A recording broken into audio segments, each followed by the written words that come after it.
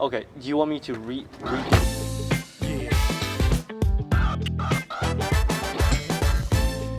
Hey Eskies, welcome back to Game On. Today we're going to be covering an indie game made by a smaller development team called Satisfactory. Our guest here, if you would like to introduce yourself. My name is Nicholas Fennessy.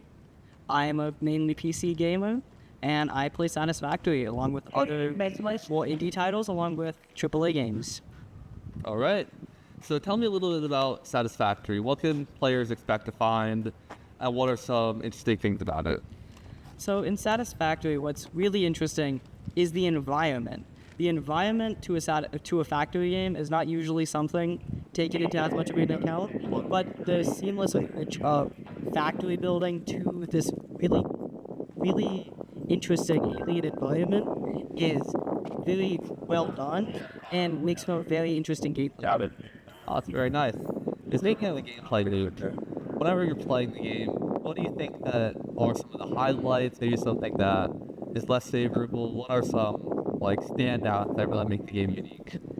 So, I mean, all factory builders are decently similar. You build big factories and you keep building bigger ones. But, I mean, Satisfactory has a lot of unique features. I feel the exploration in Satisfactory is very well done, as you're very much well rewarded for building a big factory as you are for doing an exploration around the map collecting other resources. So it balances those very well, and I think that's a pretty unique thing to Satisfactory. But some problems it runs into is it can get a little tedious trying to design a bigger and bigger project. It can be hard and daunting to manage all of the incoming resources, and it can mean slower gameplay that may not be as interesting and maybe a little boring. That's very interesting. So it's very nice. I know exploration is a big thing that I personally love in gaming, just having that freedom to roam around a huge map and discover things for yourself. That's very cool. So tell me, let's say I picked up the game right now and started playing it. How do you think that new players would be able to adapt? Do you think it's very welcoming?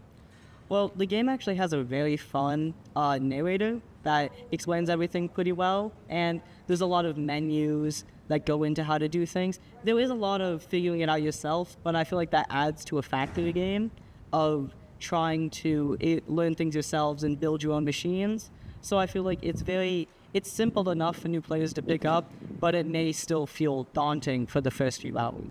Just tell me, out of 10, what would you rate it? I would rate the game, in terms of factory games, almost a 10 out of 10. There's nothing I really have any faults with in terms of how factories are built and how the game is designed. And it's very well polished. It runs very smoothly for having that good of graphics and needing to process that much data. So I think it's honestly a 10 out of 10. But in terms of, the grand scheme of all types of games, I would say probably ranks a good 9, maybe an 8, because it's really well done, but that factory building isn't just for everyone. So I'd say probably an 8 out of 9 for most people. 8 or 9 out of 9. Right. Well, then I believe we have it there. So go ahead, give Satisfactory a try. Let us know what you think. And remember, game on.